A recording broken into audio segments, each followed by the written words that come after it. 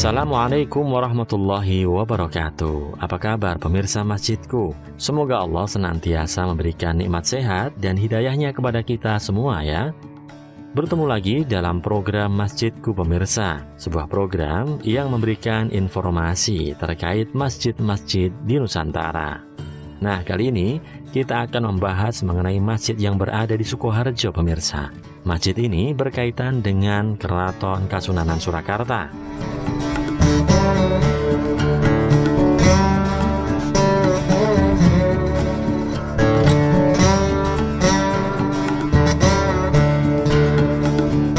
Masjid tersebut adalah Masjid Agung Manang. Untuk mengetahui lebih lengkap, mari kita masuk ke dalam masjidnya ya.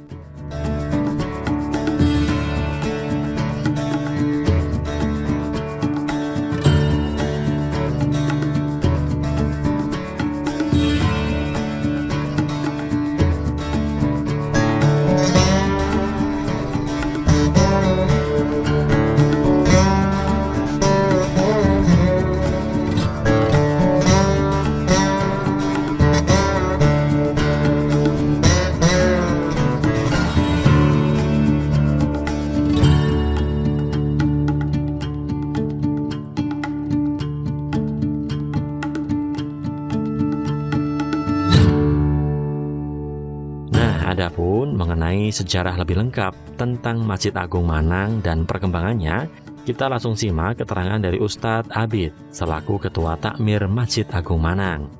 Bismillahirrahmanirrahim. Assalamualaikum warahmatullahi wabarakatuh.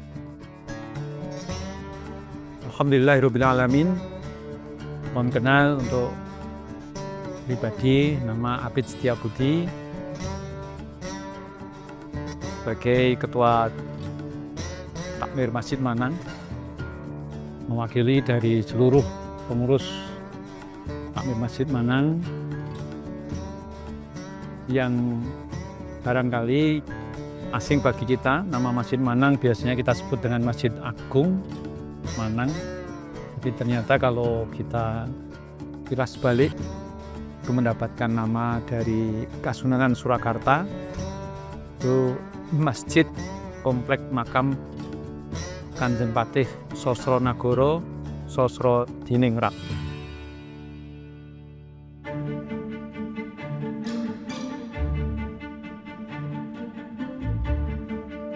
Jadi Masjid Manang, maka dengan adanya penamaan Masjid Komplek Makam Kanjeng Patih Sosronagoro, memang dari tahun 1829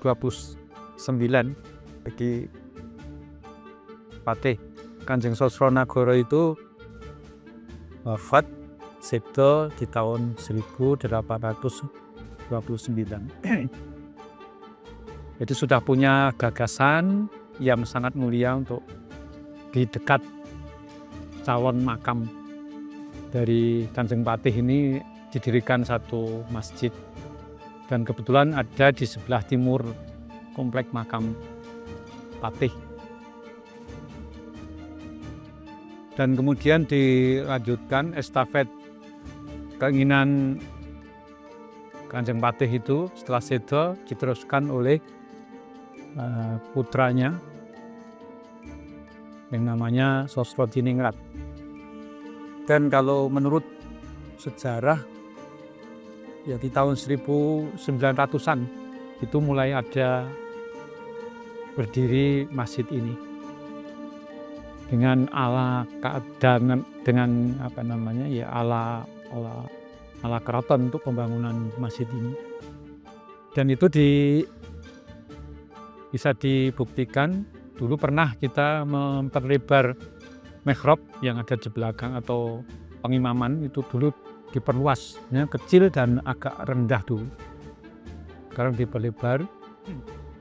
Itu kita pernah menemukan bata merahnya itu ada tulisan 1892. Berarti ada kaitan bahwa berdirinya ini adalah karena adanya penerus generasi dari Kanjeng Patih Sosronagoro kepada putranya, yaitu Kanjeng Patih Sosrodiningrat.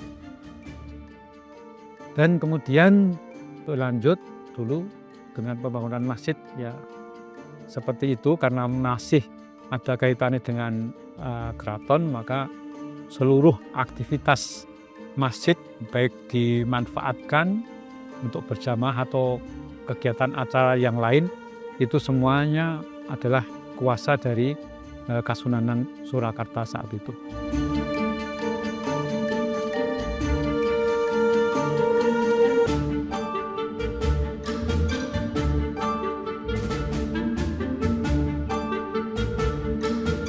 Jadi nanti bisa disaling kita mirsani dari yang kita saat ini ada ya sebelah ini adalah bangunan utama masjid untuk putra, kemudian depan ini adalah serambi, kemudian ada unda-undaan, dulu ada 4 unda-undaan, jadi agak tinggi memang dulu masjid ini tinggi.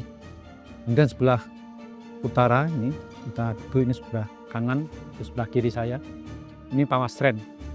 Jadi kalau bisa dikatakan letter L ya, letter L bangunan itu. Selebihnya adalah untuk apa namanya? Untuk wudhu. Dan dulu wudhu belum ada yang namanya keran ya, belum ada keran. Kita pakai sumur yang namanya singgot itu, pakai cawuk itu. Dan dulu modelnya masih disebut dengan kolah, kalau di situ kolah. Tidak dengan gayung plastik yang seperti sekarang, tapi masih batok di paruh dadi loro iki. Dan itu seperti itu. Baik yang untuk kamar mandi putri, untuk wudhu putri maupun kamar untuk wudhu kakung itu sebelah timur, nah dulu seperti itu. Jadi kalau di dalam ini insya Allah masih 90% masih seperti ini. Hanya kita tambah internet ini, tapi di atasnya masih usuk-usuk yang masih ornamen seperti yang di depan itu. Usuk yang masih rapat. Dan ini kayu-kayunya masih semua dari zaman dulu pembangunan ini ada.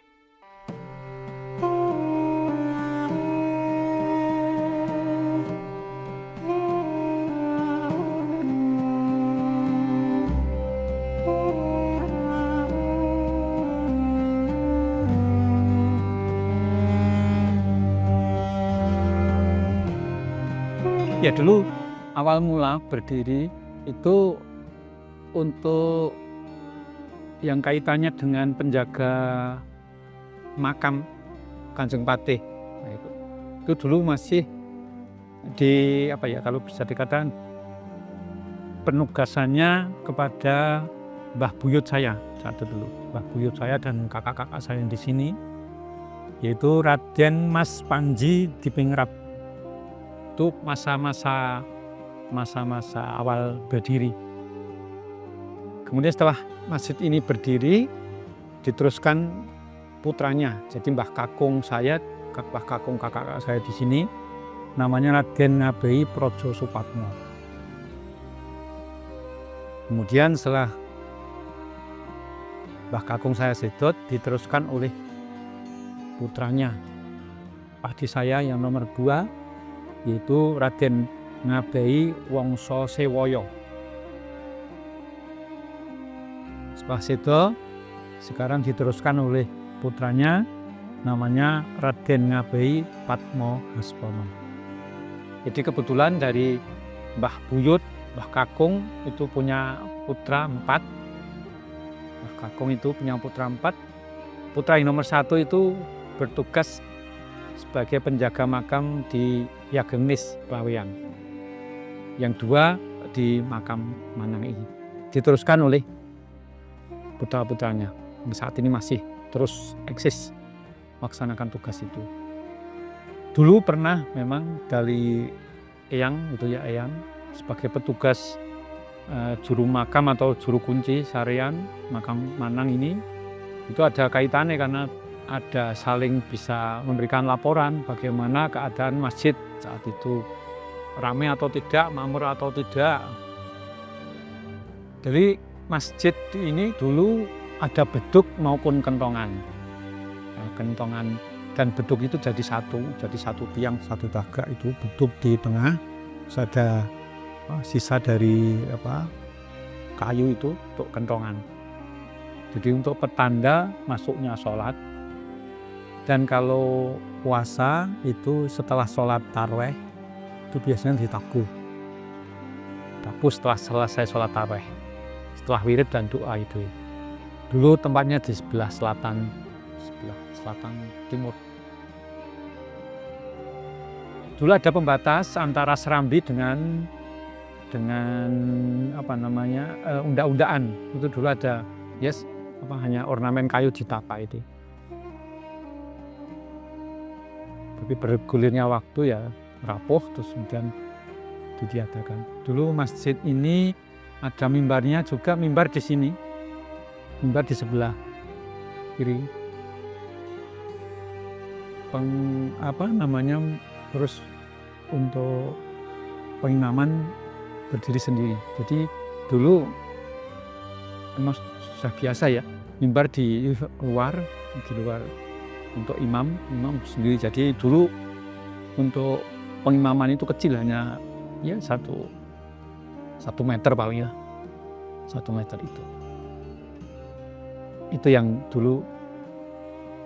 Jadi fasilitas yang kita punya di masjid ini dulu ada namanya beduk, kentongan, kemudian mimbar dengan mimbar yang tidak seperti ini. Dulu ada harus naik, duduk, pakai duli.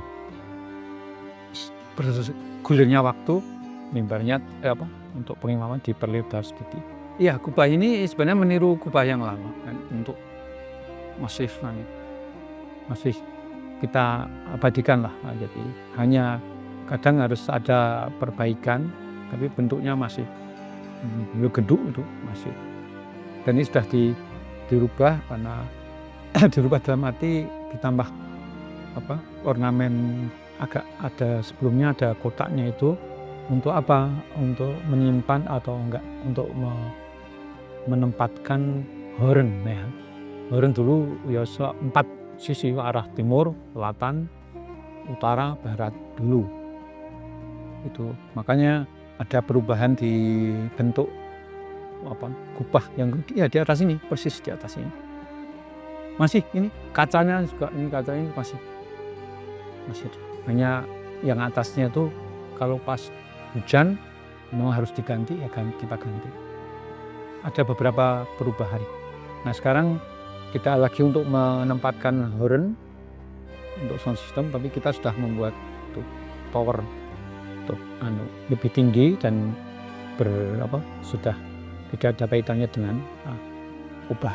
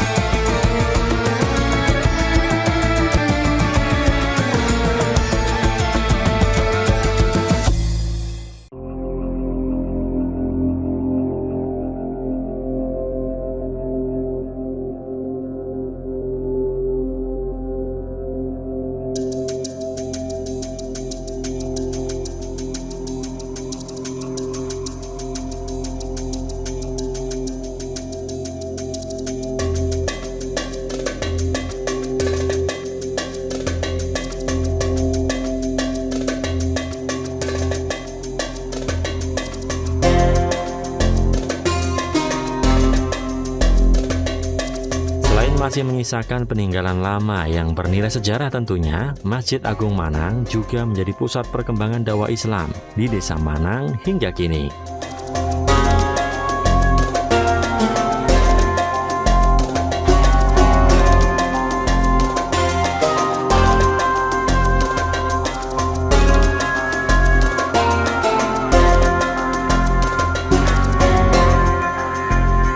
Sekitar tahun 1900 1962. Ya, sekitar 1660 sebelum PKI meletus. Jadi dulu kegiatan dari masjid ini baik untuk ibadah maupun apa masih tersentral oleh kebijakan keraton.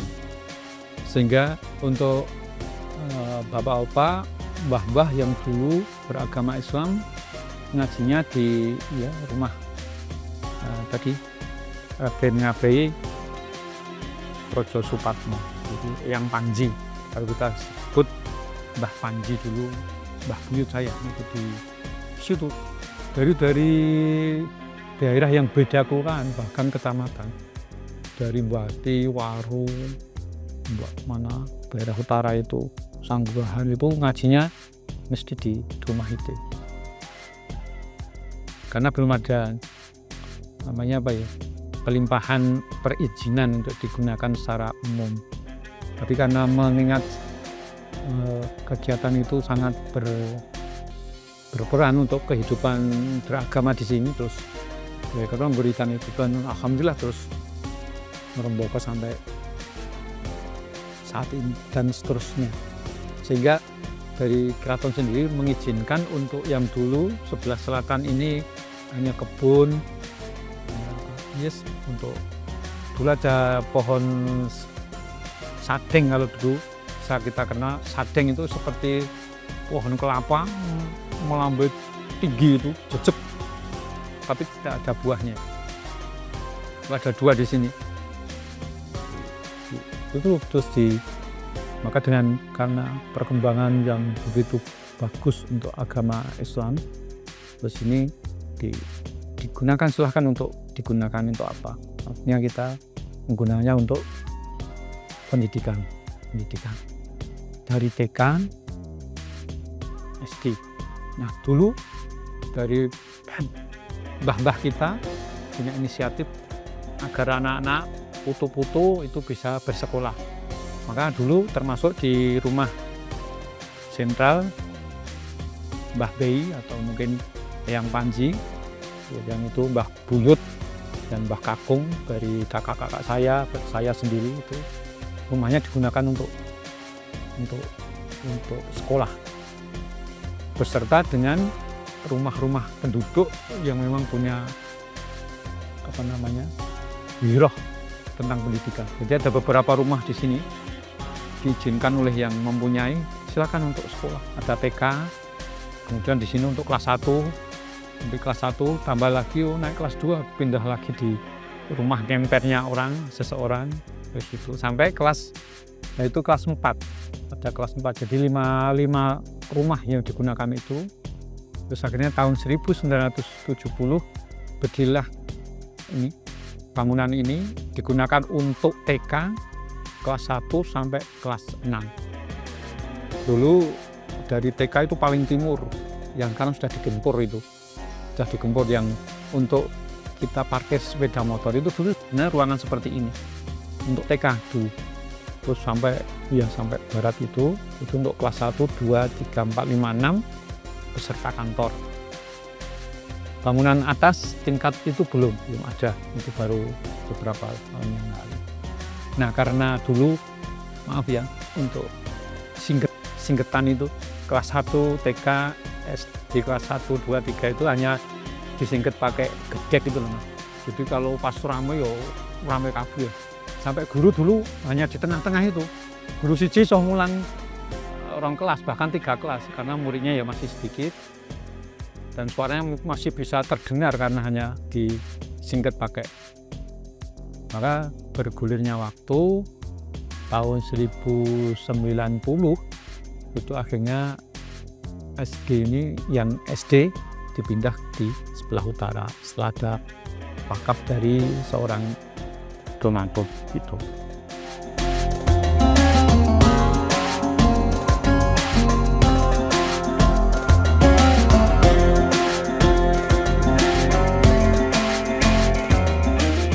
Yang pertama yang rutin itu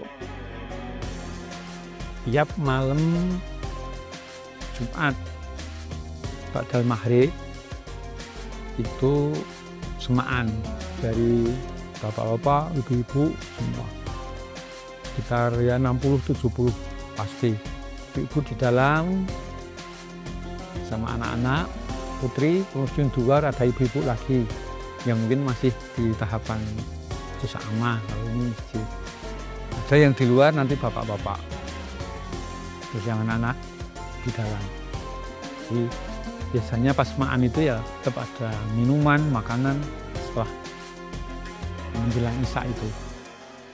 Itu kalau malam Jumat. Kemudian Jumat pagi itu namanya subuh berkah. Jadi setelah sholat subuh kita ada kajian sebentar, nanti keluar itu di halaman itu sudah ada, tinggal nanti kita masak apa, misalkan soto ya soto, bubur kacang hijau, misalkan nasi kucing ya nasi kucing, terus bisa ada minuman. Nah sholat terus kemudian ada kajian berapa menit itu, terus keluar makan bersama. Itu kalau hari Jumat. Termasuk Jumat itu nanti ya Jumatan sudah dulu masa sudah terjadwal itu khotib Jumat pertama, kedua, ketiga, keempat, kelima sudah ada semua. Terus nanti Jumat malam, jadi Jumat malam ba'da Isya itu jam 8 sampai jam 9 malam itu kajian bapak-bapak. Itu jam 8 sampai jam 9. Sabtu libur juga ada. Terus malam Sabtu kalau ada kegiatan yang sifatnya bareng, baik itu Baitul Mal maupun dari SK1. Jadi SK1 itu Satuan Keamanan Islam, disingkat SK1. SK1 itu kadang berkumpul di sini. Itu malam Ahad. Terus nanti Ahad paginya atau Minggu paginya rutin itu jam 6 sampai jam 7 itu pengajian Ahad pagi. Nanti yang hadir sekitar 200 dari beberapa jamaah dari luar daerah juga. Jadi kalau hari Ahad itu jalan itu mesti ditutup Mas, karena untuk parkir sepeda motor ke sebelah barat itu toto sampai utara itu. Kalau hari Ahad ditutup untuk mobil, tapi kalau sepeda motor masih tetap itu tiap hari Ahad.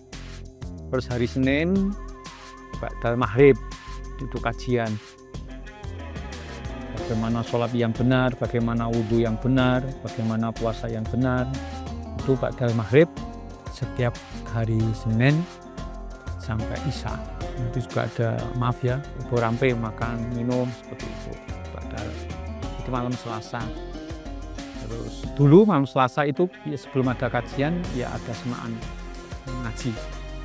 Jadi ngaji itu dulu semaan itu ba'da maghrib malam Selasa dan malam Jumat. Tapi sekarang untuk malam Selasanya diganti untuk kajian biar lebih bisa meningkat untuk cara-cara beribadah ini. Itu untuk kegiatan yang sifatnya. Dan juga kalau hari Ahad ketiga itu namanya ada kegiatan P2A Putri. Jadi pengajian khusus putri. Itu jam 1 sampai asar di sini di masjid ini. Itu hanya putri. Kalau malam Sabtu itu bapak-bapak, tapi kalau hari Ahad semuanya. Maka di sini juga ada jadwal yang selalu ada kegiatan-kegiatan itu. Itu kalau tidak di luar, ini di luar Ramadan. Kalau di dalam Ramadan nanti ada kegiatan yang sifatnya lebih terperinci lagi. Bahkan setiap malam itu ada kegiatan terus sampai jelas.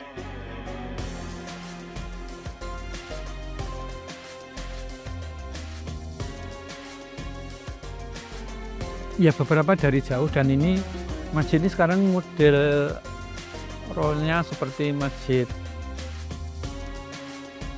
Jogja itu Tapia, atau kalau Sragen ada ya masjid yang ditujukan oleh orang yang sedang bepergian.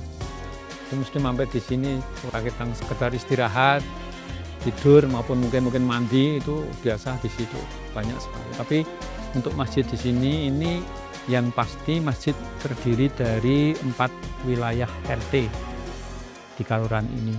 Yang sebelah barat makam itu namanya RT 2 RW 2. Terus sebelah selatan makam yang sana itu RT 3 RW 2. Terus kemudian di sebelah selatan masjid ini RT 1 RW 3. Kemudian yang sebelah timur masjid ini RT 2 RW 3. Inilah jamaah yang pasti melakukan aktivitas sholat 5 waktu. Jadi kalau sholat Isya, apalagi maghrib, isya, subuh itu pasti sampai di luar sampai itu. Maka kalau pas sholat subuh itu kita biasanya kalau Jumat berkah itu kalau menyiapkan makanan ya 125 itu pasti jamaah.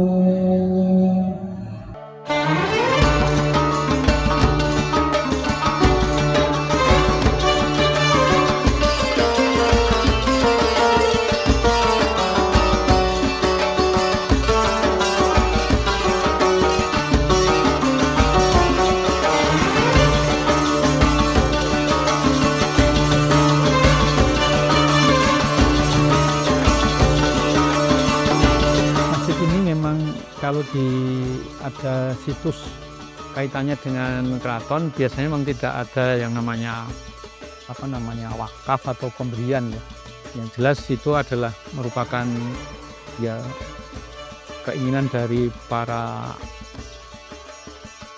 penguasa atau yang dulu pernah jadi raja atau patih, sehingga Masjid Manang ini sebenarnya bersamaan berdirinya itu dengan masjid yang ada di Langenarjo, Cipto Mulyo yang ada di Pengging. Jadi ada Cipto Sidi di Langenarjo itu, kemudian Masjid Manang yang ternyata namanya saya baru tahu dulu pada saat semuanya yang tempat ibadah itu dikumpulkan oleh penggagas dan juga Gusti Dipo saat itu. Sehingga kita tahu nama aslinya itu Masjid Manang ini meskipun baraan dengan Cipto Sidi, Cipto Mulyo di Pengging, ini namanya beda sendiri. Masjid Komplek Makam Kanjeng Patih Sosronagoro Sosrodiningrat. Nah, alhamdulillah untuk masjid tempat kita ini sepertinya lebih lebih ada di sentral jalan raya, jadi lebih makmur kalau bisa dikatakan, karena Langenarjo juga makmur, cuma tempatnya kan agak menjorok masuk, apalagi di Pengging itu kalau tidak nyelake karo Melangi Renang ya itu nyelake, tapi kalau di sini kan mau kemana, mau Mbaki, mau ke Baron, dari Mbaki mau ke Sanggrahan itu mesti lewat sini dan ini langsung pasti tahu duk opo kayak mesti. Maka di sini alhamdulillah ya keinginan kami seluruh dari pengurus takmir ya selalu lebih terus meningkat.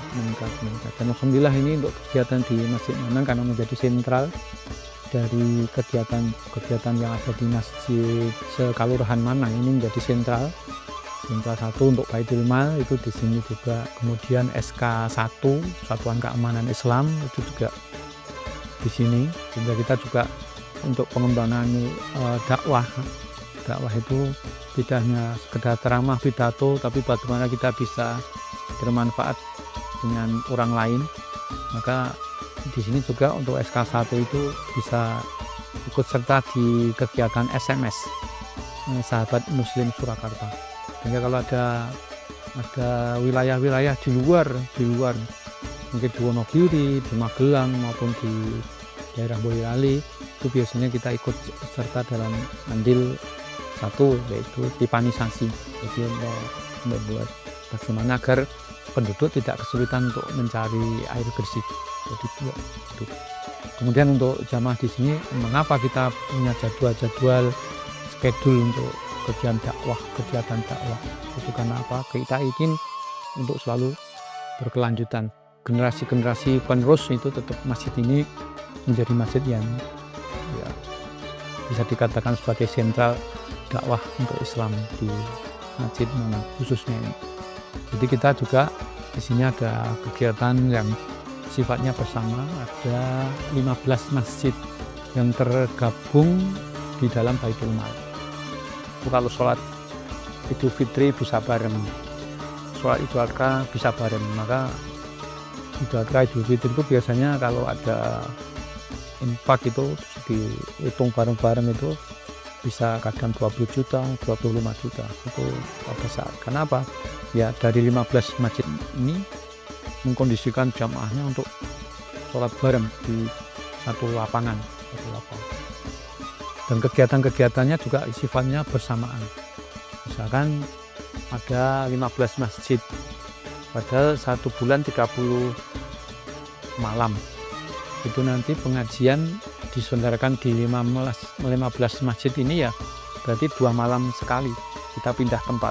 Masjid Manang misalkan, so nanti masjid yang sebelah selatan pabrik itu 2 malam berikutnya, pindah lagi 2 malam berikutnya. Maka kalau pas ada pengajian di bulan Ramadan namanya darusan, itu nanti pasti kita menyediakan itu ya 600-700 makanan. Maka ini sebagai keinginan bersama agar masjid ini selalu menjadi berkembang dan makmur, baik dari jamaahnya, dari para pemakmur masjidnya, juga lebih makmur lagi untuk tingkat keimanan dan ketakwaan dari semua jamaah.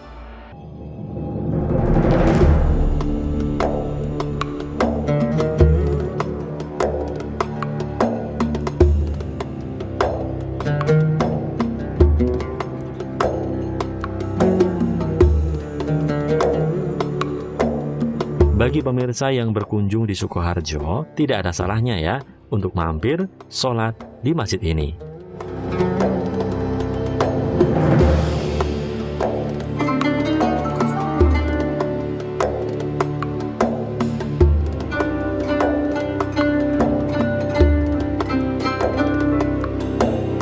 Sekian dulu pemirsa episode Masjidku kali ini. Semoga dapat memberikan manfaat dan pengetahuan ya. Sampai bertemu di episode Masjidku berikutnya. Wassalamualaikum warahmatullahi wabarakatuh.